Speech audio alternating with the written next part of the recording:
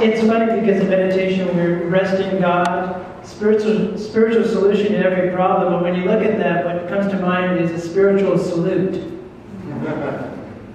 Right? Because God has no problem. And since that you're the emanation of God itself, and when you came into existence, your parents couldn't just call you God. Because most of them weren't in that belief system. They were stuck in a belief system, right? So what they did was they went, I'm going to call you Donna. Donna, you can figure out who you really are. And so as we progress, then we start to jump in and understand that we are only light, and light is all we really are. And if that is the case, it is up to us, it's our responsibility to discover that. So then you may ask yourself, well, what's the problem? If God is all there is, and there is only God, and we're all emanations of that same energy, and it is tuning up with our own voice, because our voice, what we realize through science, each of our voices is like a snowflake.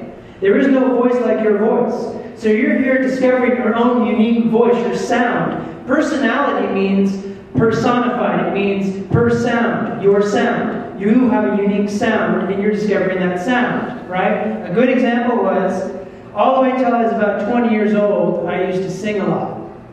A lot of you didn't know that. I would be in like a barbershop quartet, I'd be in musicals, whatever.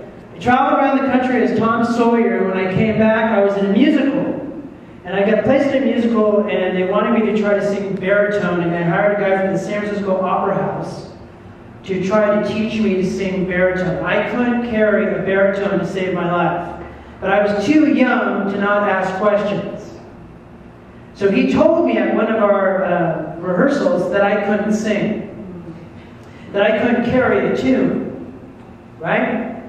So for the next 18 years, after that I went to Cal State Long Beach, and again, I was going to be up for a lead part in a musical for a second tenor, which I could sing. But when I got there, I already told everybody that I couldn't sing. That it wasn't the right part for me. That I couldn't carry a tune. When 20 years of my life I could carry a tune, and now I couldn't sing. Now I couldn't hear myself. I couldn't hear my voice. Sound familiar? Each of us experience that in our own way. So then about a month ago, I discovered that I carry a divine tone. And that divine tone can be used to attune people to their own voice. To attune people to their higher source, right? So here I am. I've convinced myself that I can't sing, and now I've got this tone. So now I'm in a conundrum. What do I do? Right? So as I'm in meditation, I get the hit that when I was 20, some man told me I couldn't sing and took my voice away. He didn't take it away, I let him take it away. And then because I liked the story so much that I couldn't sing, I told everybody about the story. So then the story of my life was the problem. See, it's not that we have a problem, it's that right when something happens, we forget that we have a voice. So we create a story that tells everybody that I can't do this, that I'm not good enough, that I can't handle this, that life isn't good enough for me, that look at my past stories that I've told you about, or who I am, right? So it's not that we have a problem, it's that we are not confident in our voices yet. So that's okay. So how does God attune us to our voices? He brings forth something that will get you to start to speak up, to get you back in your voice, right? So we're so busy trying to figure out what God's trying to do, and we're getting all confused and making it all complex, that we lost the simplicity that right where you are is the voice of God expressing as you. Right? But instead, when the situation or circumstance is unfolding in front of us, we go to what we know, which is a story about this shouldn't be happening to me. And then we know that it shouldn't be happening to us. And then we totally disregard it. And then someone goes, how's your day going? And where do we go to? All the stuff that shouldn't be happening to us. Right? I can share with you that when I drove my car here today, that I hit a bump, my coffee spilled all over my pants. And then what do you go to? You look right at my pants. Is there coffee there? Oh my God, there is. Horrible, horrible. Yeah, I can't believe that happened. I've had man, what a horrible life he's got. Hit a bomb curve and look what happened. Right? Or we make ourselves look better than the person, right? What an idiot. Right? What an idiot. Who would drop coffee on himself like that? I never have coffee in my car. Right? So we take two perspectives on the same situation. We either take a high egotistical road, which makes it seem that we're better than the person, like that's never happened to us, or we take a lower road and just join in the conflict with them. But we're not here to take either or. We're here to just be. The only thing that gets us out of being is the story, right? So when you read a spiritual solution to every problem, you realize that we're the problem. There is no problem. We're creating the problem. Because we don't want to look at ourselves. We don't want to take responsibility, right?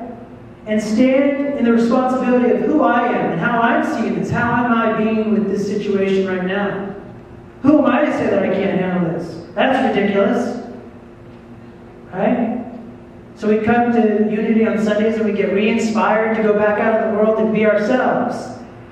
And then when ourselves show up like this beautiful child coming out of the school that just is like, you know what, I don't want to be there. Right? I'm my own little powerhouse of light, and you're not going to keep me in that box. So that you can, quote unquote, have your own time. Right?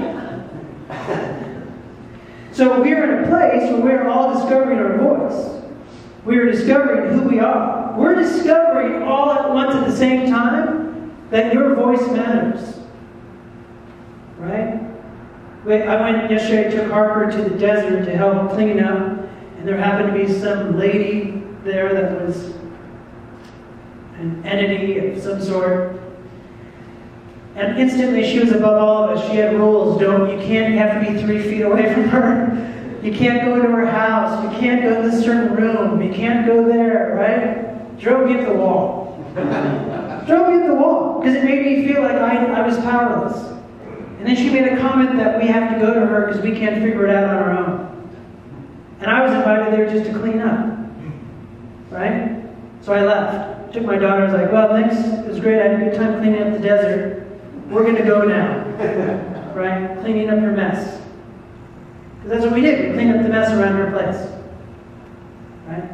So we look to other people thinking that they're going to save us from something, but really what we're looking at is we're waiting for ourselves to wake up. To realize who we are. To realize our voice. To realize how beautiful your voice sounds. Have you ever thought about that? I know sometimes when I was in acting, a commercial would come on, film or TV show, and then I don't want to see it. I don't want to see myself. I don't want to hear myself. Right? I just don't. A bunch of BS, that's what that is. Right? My voice is fine. My life is fine. Just like you. You're all emanations of the same light. How can your life not be beautiful? How can you not be beautiful? Have you ever thanked yourself for how amazing you are? Have you ever wondered why they call it awareness? And maybe realize that in that awareness that you're awesome? Have you ever woken up in the morning rather than going, gosh, I've got all this stuff, my life's miserable. I can't believe I got to go bake that turkey for that Thanksgiving last year. I can't believe that I have all these problems. I got to go to work. Oh, why did I choose this path? Or do you ever wake up and just go, gosh, you know what? I'm awesome. I'm awesome. Sure, I've been through stuff. Big deal. You made it through it, didn't you? You passed. Get over it. Have you ever said to yourself, I'm awesome? Have you just looked in the mirror and went, I'm awesome. I'm incredible. Look at the road that I've been on, and look where I am right now. Have you ever just been thankful for yourself? How you've handled things? How you've grown up? How you've worked through things? Some things that haven't worked out? Who cares? Look at who you are. There's somebody right now waiting for you to wake up to who you are so that they can heal. That's how powerful you are. Thank you. Right? There's somebody waiting for you to wake up from your coma so that they can wake up. So they can go home and tell their friends that I was in front of a light today. Who was it? So-and-so. What did they say? Nothing. They just listened to me and then they gave me a big hug. They didn't judge me. They didn't condemn me. They didn't say that I was wrong in some way. They weren't looking for me to be bad. They weren't looking for a horrible story. They weren't judging me and judging what I was wearing and gossiping about me behind my back. They were just loving me. Right where I am. And there I was, and I was venting, and I was going, this is bad. I can't believe this is happening to me. And in the very grace that they already are, they just love me. They said, you know what? I know who you are. I know that all of this is just a story, but I know who you are. And then we have our title today, O come, Emmanuel. What does that mean? It means that each and every one of us is waiting for our light to birth during Christmas. We're not ready to eat chocolate Jesuses. Or chocolate crosses, or whatever.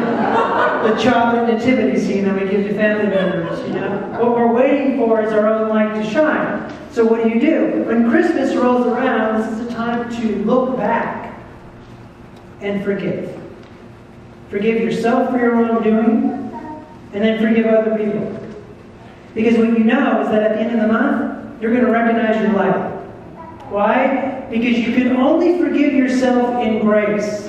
When grace comes upon you, Mother Mary, when she comes upon you, or the angel Gabriel comes to you, you're ready to forgive. You're ready to open up to love. So when Mother Mary's around you, you know something big's happening. There's going to be a rocking part of your world happening. You're going to be crying and laughing like you've never done it before. Right? And it's going to be a lot of healing going on. So we open up to Christmas, and with the book, Spiritual Solutions will help you with some techniques and guide you, right? Help you release some stuff. And if you're looking to release really quickly right now, and you have somebody in your mind that you want to release from you, you can just simply say, I release me from you, and I release you from me. It's simple. This isn't complex. There's not 27 steps to get to something that you already are. You're already the light of the world, right? Okay, I think that we have enough so that we can do this. I know that some of you are sitting next to people that you know. Fantastic. Look to them. Find somebody in the room. Sit next to them really quick. If you're next to your partner, sit next to your partner. If you're next to a friend, sit next to a friend. If you're not next to somebody, find somebody. Some of you are rather confident. Everybody's like, yeah, I'm next to somebody. What do you got? What are you going to let me, Dave? What are you going to do for me? And then we have two right here. So if you want to just sit with her and her child, you can do that. And her child will lift you both up anyways. Children lift us up. We don't lift children up, right? Get around a child, you're like, oh my gosh, what am I doing with my life? The child, I don't know, let's play. I don't know what you're doing. You're like somewhere. Let's play dolls. Okay, look at the person next to you, just look at their eyes. Look into their eyes. And see how quickly you get uncomfortable with just looking at somebody's eyes. And then once we get past that uncomfortableness, all I want you to do in your mind's eye, I want you to talk it out loud, is just say, you are light.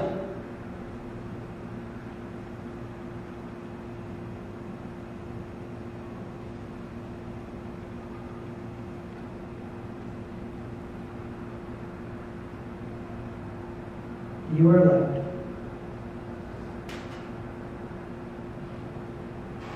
And now in your mind's eye, just say, I see your light.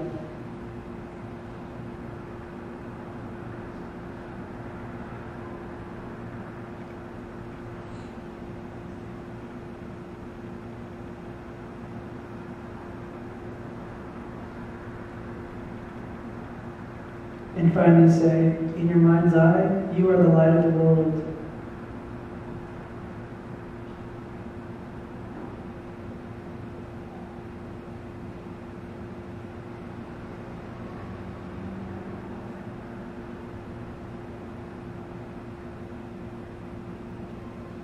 And in your mind's eye, I love you. And really mean it from your heart.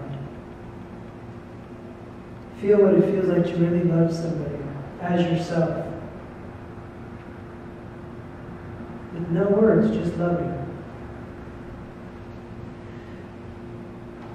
Perfect. Now stand up and hug each other heart to heart and say thank you. Thank you for sharing yourself with me.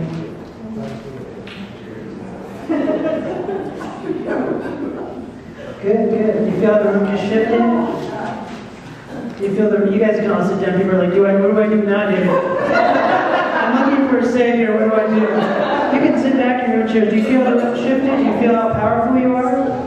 And what'd you do? You were just honest with them. Everybody's crying. Yeah. It's a good place, right? When you actually acknowledge who that person is and you stop trying to convince yourself that there's somebody else, that you're somebody else, that you're separate from them, those people, them, right? I know that John and Beth do a wonderful oneness thing, so you guys might want to participate in that and just let it happen. Heal yourselves. Cry and laugh and just be you. Your voice matters. Each and every one of you matters. God is giving you a spiritual salute. So rather than looking at it as a problem or circumstance, just go, I got you, boss. I'm ready for this. I'm ready to let go of all my CRAP, right? I don't need it anymore. It was very important doing that because I just wanted to acknowledge the girl that was over there, because the two were sitting there looking at each other and the girl was smiling, watching. So kids pick up on light. That's how they work. Kids only notice light. So when you're light-filled, they pick up on that. They feel good. Right? So each of you are the light of the world. Good? Right? You know, it's difficult. I asked like some of you because you had your legs crossed. You weren't, the body wasn't like at the person. It's good, but we all do it. It's good. We should laugh at ourselves. So remember, during the holiday season when things show up, try to remember, if you can, who you are. Who cares what somebody else is doing? It's how you're seeing it. Ask yourself, how am I being with this? As the light of the world, what am I seeing in front of me? Who cares if they're angry? It's not about you. Good, they're probably healing. It's just love turned inside out. They're angry at themselves for not seeing the light. And when you see it, they'll see it. Good? And now over to Donna.